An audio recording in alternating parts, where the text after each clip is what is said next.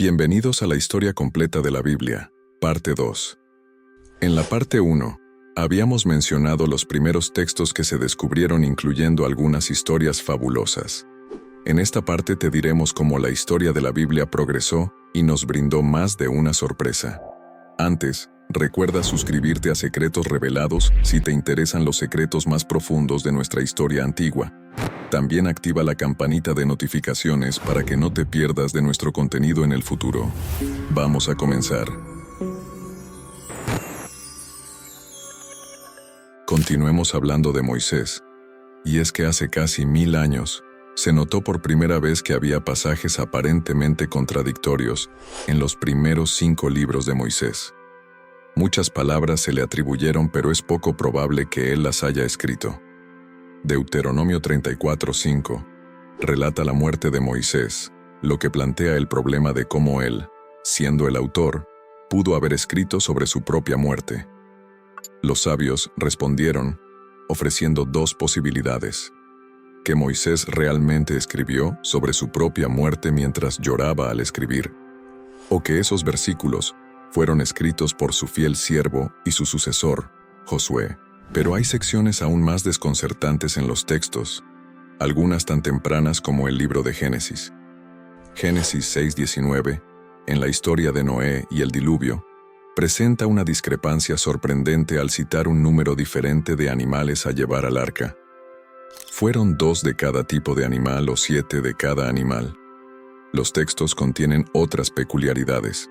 Hay numerosos ejemplos de la misma historia contada 2 veces, a veces con detalles conflictivos.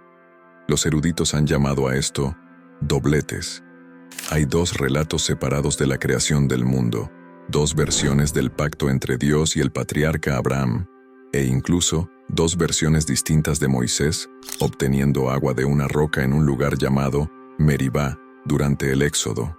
En la mayoría de estos llamados dobletes, las 2 versiones de la historia se refieren a Dios con un nombre diferente en el texto hebreo. A veces se utiliza el término Elohim, la referencia hebrea usual a Dios, pero en la versión alternativa se usa a menudo Yahvé o Señor. Durante siglos los académicos se han preguntado sobre estas diferencias, y es que, en la primera mitad del siglo XIX, muchos eruditos estaban convencidos de que los 5 libros de Moisés fueron escritos por 3 autores diferentes. El escritor de la versión que se refería a Dios como Yahvé fue llamado J, mientras que el autor de los textos que se referían a Dios como Elohim fue llamado E. Un tercer escritor fue identificado como P, pensándose que era un sacerdote y que escribía en un estilo diferente a J y E, centrándose en historias sobre el establecimiento del sacerdocio después de que el pueblo de Israel dejara Egipto. Estos textos están escritos en hebreo, pero en una etapa diferente del hebreo que podemos identificar, y cada uno tiene sus propios términos favoritos. Aunque las diferencias son evidentes en hebreo, prácticamente desaparecen en su traducción al inglés.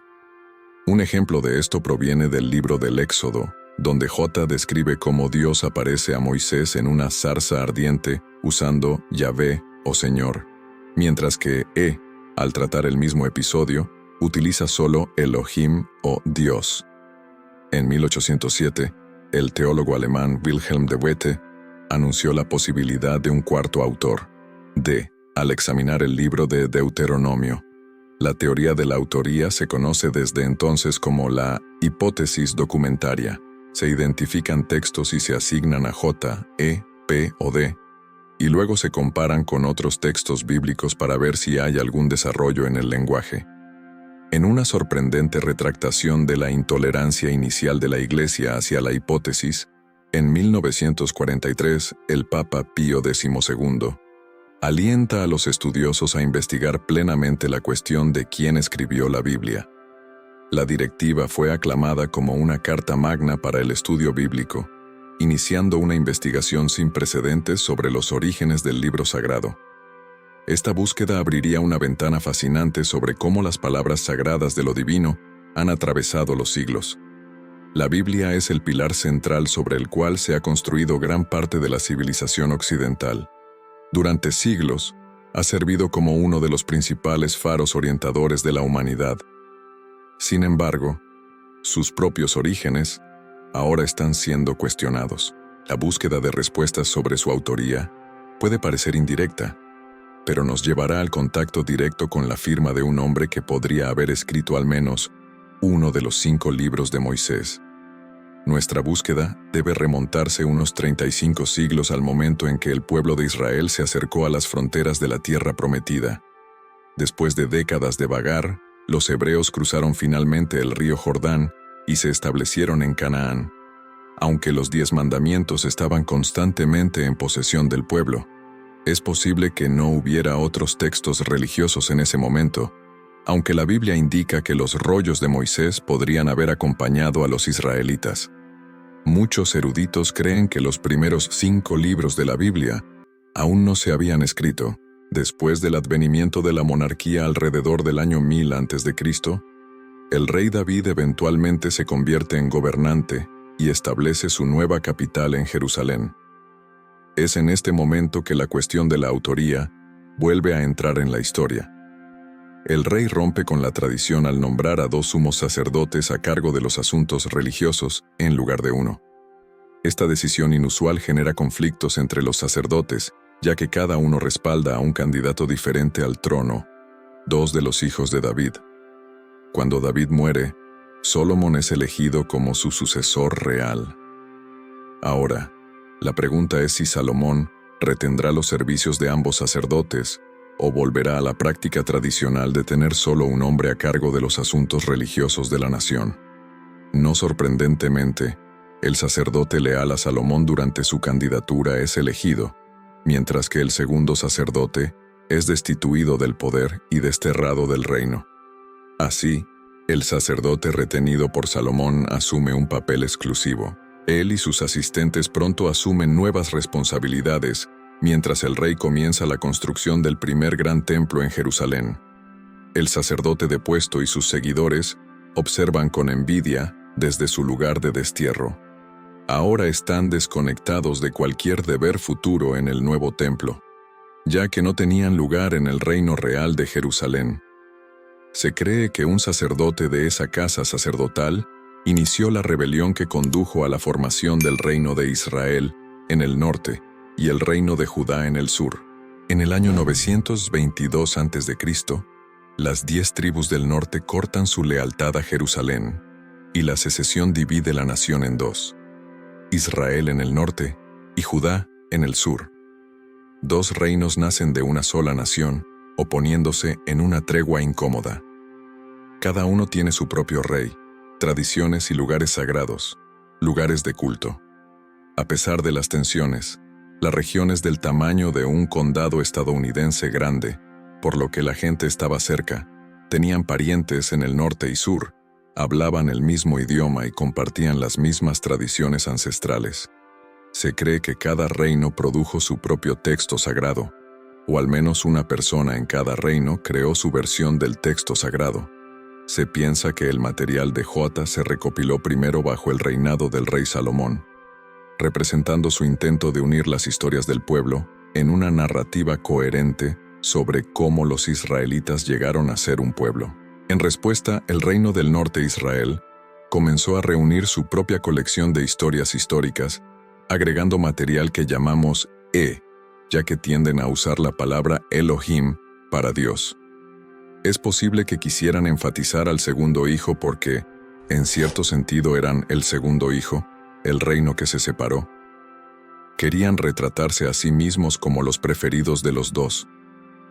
A diferencia del segundo hijo favorecido en la Biblia, el reino de Israel cae en la influencia del paganismo con el tiempo.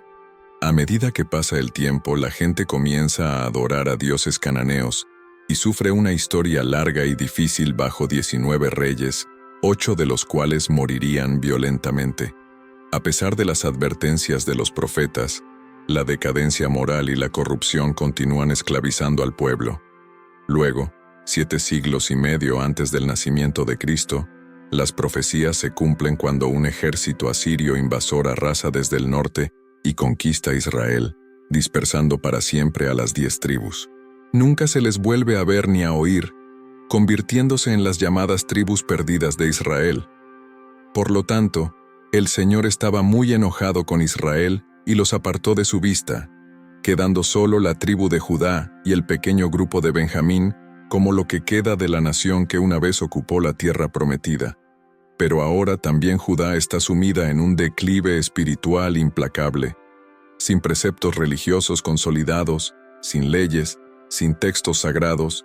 El paganismo se propaga por todo el país, hasta que el rey Josías asume el trono e intenta liderar un cambio prohibiendo la adoración de ídolos y volviendo al pacto sagrado hecho con Dios en el monte Sinaí. Josías, el joven rey, decide reformar la religión del pueblo hacia una conexión más espiritual con Yahvé, el Dios nacional. Inicia una campaña para purificar el templo, reconstruirlo y hacerlo más glorioso y espiritual. Mientras limpian los edificios, los sumos sacerdotes del rey encuentran un rollo profundo en las bóvedas del templo. Hilquías, el sumo sacerdote, informa a Safán, el escriba: «He encontrado un libro de la ley en la casa del Señor».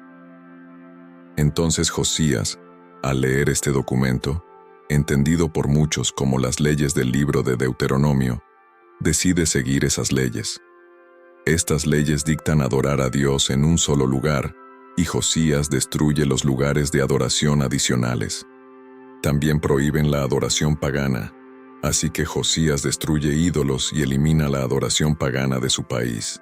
Josías se convierte en el rey que sigue ese código legal extraordinario, que abarca desde asuntos rituales de sacrificio hasta cuestiones morales de tratar justamente a los demás, de no oprimir a viudas ni huérfanos y de cuidar de los pobres. Estas leyes, al ser reveladas, evidencian la desviación del pueblo de su fe, mostrando claramente que el autor escribía desde una perspectiva preocupada por la dirección de la sociedad.